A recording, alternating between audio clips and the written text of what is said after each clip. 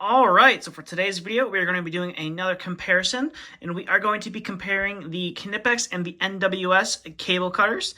Now, these are fairly similar. They pretty much have the same feature, but there's there's quite a few little differences between the two, and that's kind of why I decided to make this video. So now, as you're looking at both of these, they are both the insulated pairs of these tools. I believe they both produce them in the non-insulated version, so if you don't want the 1000 volt VDE handles, you don't have to get them.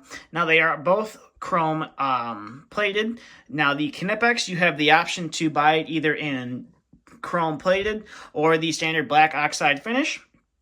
Whereas the NWS, I'm pretty sure from the research that I've done, almost all of their insulated tools come with the chrome plating already on it. And it's not a normal chrome plating, it's like a matte chrome plated finish to it, so it looks a little bit duller. It kind of almost similar to the Knipex. But it's just it's a little bit different of a finish on it. Now the Knipex are a little bit different than the NWS, whereas the NWS, their handles, I've said this in a lot of previous videos here on the channel about some of these NWS pliers, all have these little locks or these little nubs here on the bottom. Pretty much what that is for you to, they make a non-contact voltage tester, and they also make a tether device that will clip onto these. So that is a pretty cool feature that NWS decided to include on not only their insulated pliers, but also on their standard comfort grip pliers. You can get these little nubs on them. I think the only ones that don't have it are the dipped handle for obvious reasons. Whereas Knipex, if you want a tether, you have to buy a separate tool. So that's one thing that NWS kind of decided to do with all of their tools, is put the tether on it. Whereas Knipex, they have a whole separate tool that comes with the tether attachment on it. And not all the tools they make have the tether option available, so that is one thing to note, whereas NWS, all their tools have the tether option built into them. Now, the Knipex has a little less going on the business end. You pretty much just have the Knipex name laser etched onto the surface, whereas on the NWS, you have the forging with the made in Germany, and then you have the NWS name laser etched on to the surface of the plier. Now, on these cutters, you kind of have that I don't know if you call it like a stepped cut to it, but basically when you're cutting through some thicker conductors or multi-conductor cables, it's going to allow you a cleaner cuts. Now, I could have brought in the XL step cuts, but I didn't because I don't really feel like these are comparable to the XL step cuts from Knipex. That's kind of why I brought in just the standard cable cutters from Knipex. Now, one thing to note about these Knipex is you have this slotted screw here on this side of the Knipex, and what that allows you to do is if the pliers are too loose or too stiff for you, you can take the largest slotted screwdriver that you have and make fine adjustments to the liking that you want it to either be loose or tight. Now, on the NWS, you don't really have that on the front, and I haven't really messed around too much with it.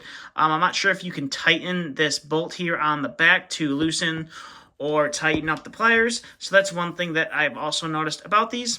Now, the handles, I've noticed this on a lot of the NWS pliers, kind of have this weird design to them versus the Knipex.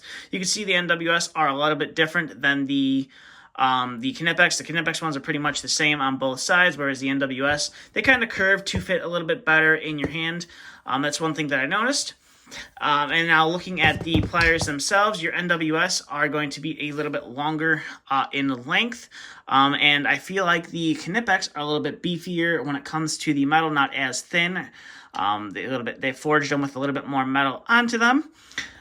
So that's pretty much it for the seeable details on them. They both have, their respective insulated colors for the handles. So we'll go ahead and zoom out here, and we will get to cutting through some conductors. So we'll bring in our friendly Mr. 10 gauge stranded ground wire that I have, and we'll go ahead and chop him up. These NWS are able to do it without an issue. Now, if you want to use your NWS ones to strip, I do recommend that you use the front cutting knives to strip wire, as the serrated edge back here make it a little bit difficult to strip the wire cleanly. So if you wanted to use these as a stripper, you could, and pull off that insulation. Now, I was able to do that without any issue, except for that insulation wanting to fight me a bit. If you've been around the channel for a while, or if you watch any of my other previous videos, you know I always struggle with this 10 gauge stranded wire. So these NWSs are able to cut through that without a problem. Now I'll bring in our friend Mr. Knipex here. And again, you're able to cut through this 10 gauge stranded wire without an issue.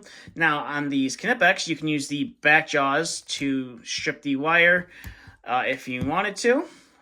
I'm going to get a little longer piece of that 10 gauge stranded wire and use the front knives to do the same thing. So you can use the back knives or the front knives to strip this wire. And then this wire always likes to fight me. So that is pretty much comparable on both of them. So we'll go ahead and clear that stuff out. And we'll bring in some thicker gauge wire. So we'll bring in some twin and earth. I'm not sure if that's what this is actually called. I brought this wire over from the UK, and it has a hot, neutral, and a ground. So we'll go ahead and cut through this stuff. And these guys power through that wire fairly easily. And we'll bring in our NWS, and again, powers through this wire fairly easily. Now, these are stranded conductors here on the inside. They are not solid conductors, so you should be able to cut through the stranded conductors a lot easier than the solid conductors. Now, I'll go ahead and use these guys to remove that insulation there, and with these, you're able to easily remove that outer insulation from this wire. Now, I do find that with these Knipex, the knives are a little bit sharp when it comes to using them to strip this outer jacket off. So instead of pulling that outer jacket off, they kind of just want to dig in and start to strip that outer jacket off of the wire. So that is one thing that I've noticed with these Knipex compared to the NWS. So we'll go ahead and try that one more time, see if we can't get just a nice deep cut in that wire, and we were able to pull it off that time with the front. So if you're working with this kind of wire, you just want to be a little bit careful with that. You want to make sure you've scored it enough to where you can pull off that insulation. So we're going to go ahead and do that one more time, make sure that I score that wire enough all the way around, and try to pull off that insulation, which I'm struggling a little bit with. Definitely going to take a little bit of practice, and I did nick that wire, or that conductor there on the inside. So if you're going to use these as a pair of strippers for this type of wire, you just want to be careful and practice before you end up nicking wire and having to cut your wire too short. So that was with the twin and earth cable that I imported from the UK. Now we have some NYM cable here.